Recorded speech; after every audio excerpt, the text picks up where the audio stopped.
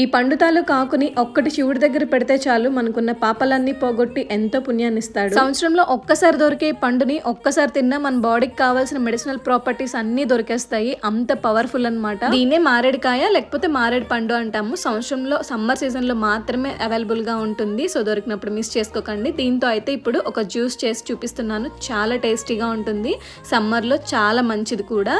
First అయితే ఒక మారేడు పండు తీసుకొని దీన్ని పగలగొట్టి పల్ప్ అంతా తీసుకొని ఇక బౌల్లో వేసుకున్నాను. ఇప్పుడు ఇందులో కొంచెం వాటర్ యాడ్ చేసుకొని మొత్తం బాగా మిక్స్ చేసుకొని జ్యూస్ని సపరేట్ చేసుకోవాలన్నమాట. ఇందులో పిక్కలు పీచు ఎక్కువ ఉంటుంది కాబట్టి ఇలా ఒక స్ట్రైనర్లో వేసుకొని దాన్ని సపరేట్ చేసుకొని పిక్కల్ని పడేసుకోవాలి.